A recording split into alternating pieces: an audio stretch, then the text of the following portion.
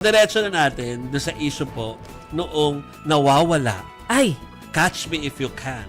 Starring Zaldico. Yeah! Puntahan natin yan. Dahil naku po, si Ko nakawala pa. Okay? Nasa bansang France na raw po ang sinasabing pugante na si Zaldico matapos mag-apply ng political asylum. Yan ayon sa impormasyon na hawak ng palasyo. Bago po nito, inireport na ni Justice Secretary Frederick Vida sa publiko na wala na po sa kustudiyan ng Czech authorities itong si dating Congressman Zaldico.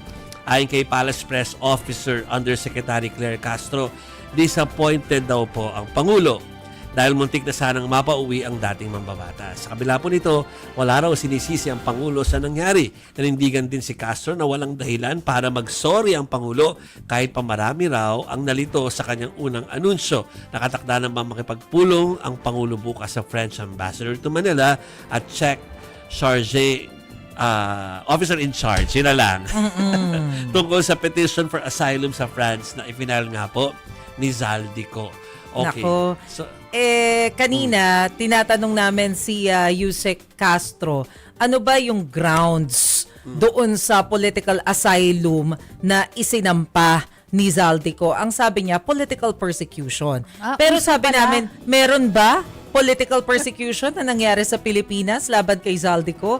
Ang sabi ni Yusek Castro, malinaw naman na nasabit siya sa corruption issue. So ano ang pamumulitika doon? Yeah. Pero ang dami pa ring mga hanging question. Kasi number one, hindi malinaw kung mula Czech Republic, itinawid siya sa France o may dinaanan pa siyang iba.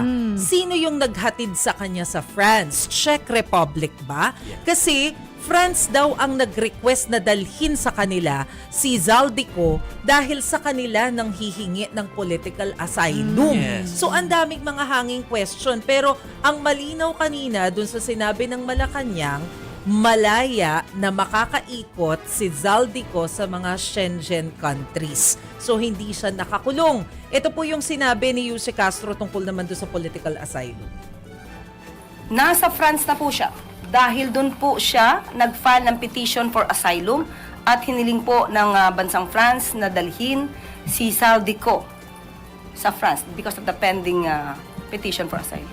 Lahat naman po tayo ay umasa. Lahat naman po na dapat gawin ay ginawa ng Pangulo at ng administrasyon. Ang kanyang inireport naman po ay tama.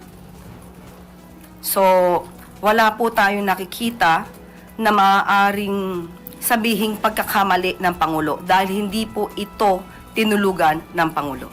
Yung pangalawang bahagi, nung sinabi ni Undersecretary Claire Castro, wala na yung kinalaman doon sa political asylum, baka malito kayo. Yung first part na kinukwento niya na pinalipat sa France, yun yung tungkol sa political asylum. Yung pangalawang bahagi, latter part, ang tanong kay Yusek Castro dyan, magsusorry ba si PBBM?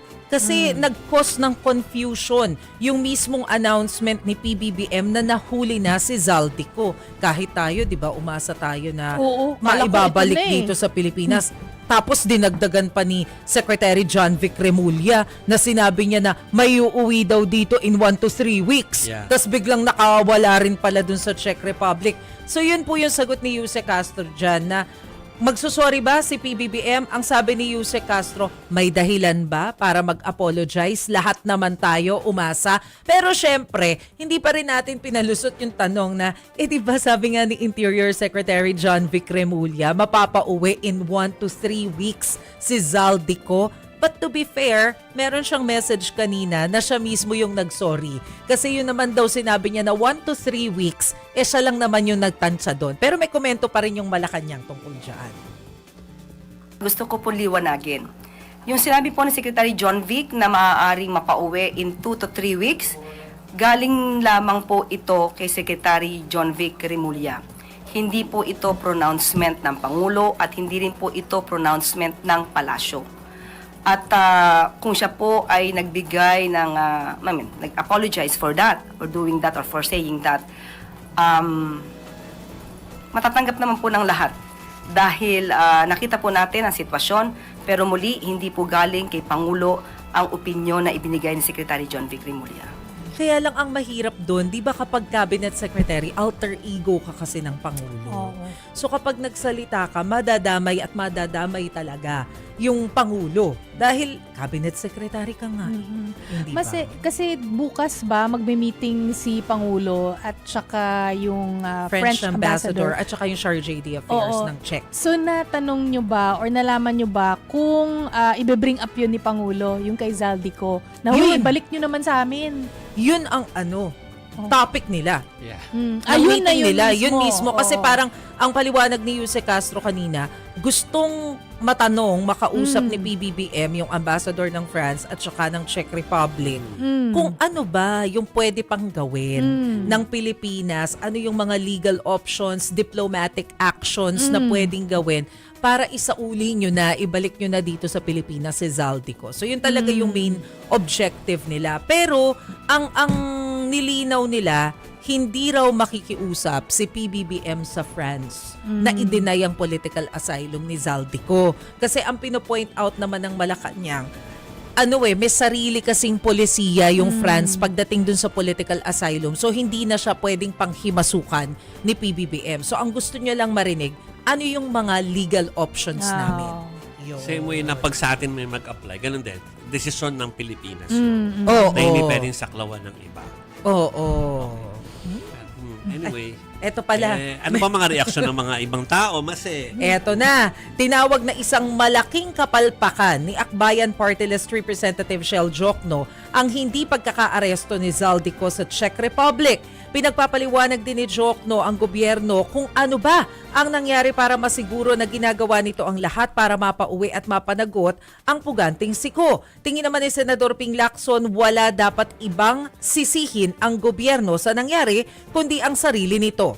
Banat naman ni ACT Teachers Party List Representative Antonio Tino sa administrasyon, paasa ang ginawa nito sa pag-anunsyo na naaresto na si Ko. Si Senador Amy Marcos naman, natawa na lang nang hinga ng reaksyon sa hindi pagkakahuli kay Ko. Gusto ko makita yung tawa. Hindi natin Ayan. nakita yung tawa. Oo nga nagsasalita si Senator Amy. Sabagay, Senator Amy, lagi namang natatawa yan. Pag, feeling niya nonsense lahat. Lagi siyang, yung words niya lagi, hindi ko maintindihan. Laging hindi niya naintindihan. Ay, nako, Zaldico. So, yan po ang aming mga update tungkol sa mga nawawala. Tapos, di ba, yung sinasabi ng Department of Justice dun sa press briefing nila ng alas 12 ng ating gabi-kagabi, nag-meeting sila parang almost roughly around 1 hour daw with Czech authorities. Oo. Pero halos wala silang nakuhang info. Oo, tipid daw sa impormasyon. Tipid na tipid daw. So parang pag pinanood mo yung press con, halos wala rin silang mapigang sagot mula doon sa Department of Justice. Maliban na lang doon sa sinabi na 3 pasaporte pala yung bit-bit ni Zaldico, yung isa expired. Tsaka yung may kulang daw sila dun sa red notice. Ayun pa, Ano ba na yung mga documents, kulang? dinideny nila na na may kulang daw, pero kukumpletuhin daw nila. Di may kulang nga. So, Diba? wala talagang red notice or hindi rin nalinaw yun? Hindi pa rin malinaw hindi, nag-request sila. Oo. Yun ang malinaw. Pero kailangan pa nilang kumpletuhin yung mga requirements. So wala pa talagang inilabas. Hindi ba? Ayun. In process, kumbaga. Oo. So sabi nga ni Secretary Vida, magdasal tayo.